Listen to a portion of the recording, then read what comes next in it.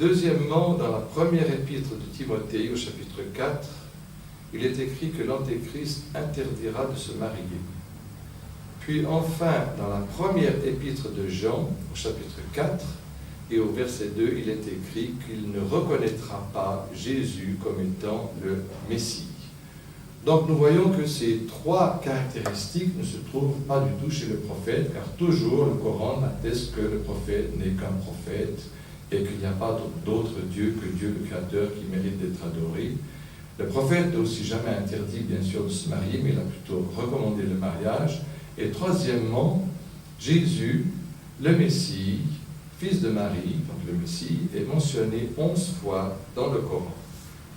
Et à titre indicatif, Moïse est mentionné 110 fois, Abraham 50 fois et Mohammed 5 fois.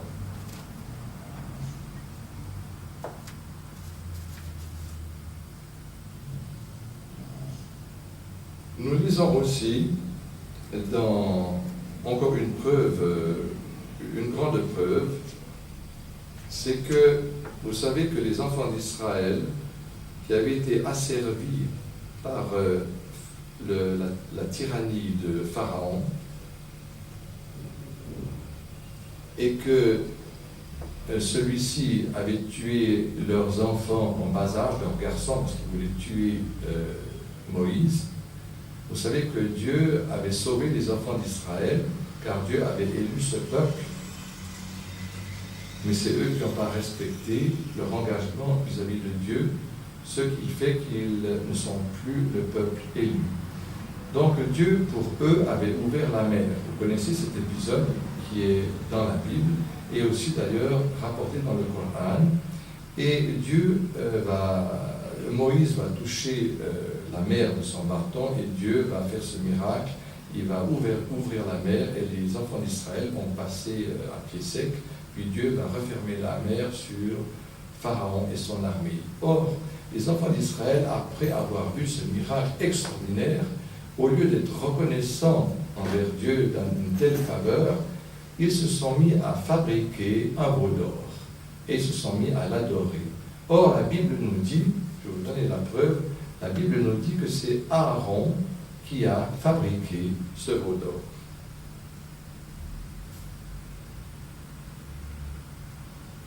Vous lisez cette histoire dans le livre de l'Exode, qui se trouve dans l'Ancien Testament, au chapitre 32 et au verset 1 à 6. Donc c'est David, vous voyez, le prophète de Dieu, qui va leur fabriquer une idole. Or, cela aussi, il y a une grande différence avec le Coran, car dans le Coran, bien sûr, Aaron, comme tous les prophètes, est un grand prophète, un messager de Dieu qui a été préservé par Dieu de commettre des mensonges d'abord, bien sûr, et aussi des grands péchés et des petits péchés. Donc Dieu ne va pas envoyer un prophète pour montrer aux gens comment adorer les idoles, comment voler, comment faire l'adultère, l'inceste, etc. Dieu envoie un prophète, il les choisit parmi les meilleurs des êtres humains, il les a élus pour être des exemples. Donc nous voyons dans ce verset biblique que c'est Aaron qui aurait fait ce veau d'or, mais dans le Coran, c'est un homme qui s'appelle As-Samiri. Et d'ailleurs, Dieu l'a puni, il a été frappé de la peste, donc d'un châtiment dans cette vie, et il sera frappé du châtiment perpétuel dans l'autre vie pour avoir justement fabriqué cette idole qui ne pouvait rien créer et qui n'était capable ni de faire du bien ni du mal. Bon, là aussi, nous avons une preuve que le prophète Mohammed, paix et bénédiction de Dieu soit sur lui, n'a pas copié le Coran sur la Bible comme le prétendent certains ignorants.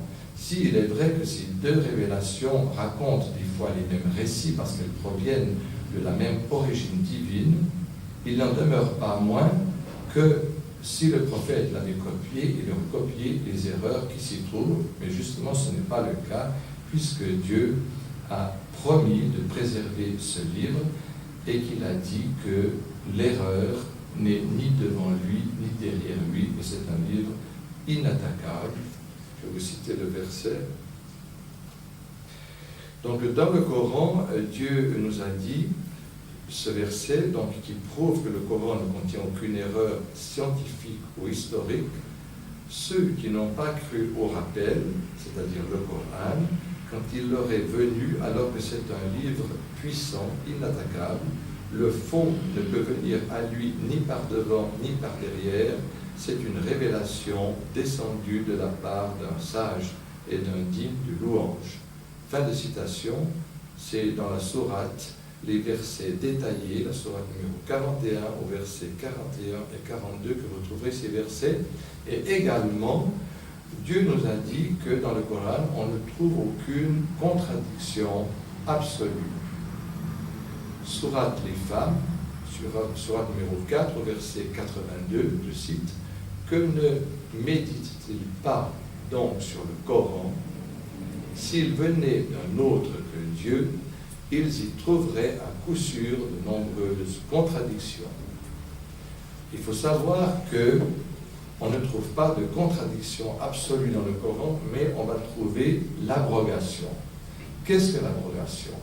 L'abrogation est un verset que Dieu va abroger par un autre verset ou une règle qu'il va remplacer par une autre règle, comme par exemple un médecin fait une prescription pour un malade et puis vu l'évolution du malade, il va lui prescrire un nouveau remède.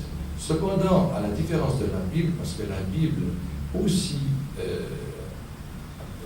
est présente l'abrogation, comme on va le voir, Inch'Allah, si Dieu le veut, dans ce qui va suivre.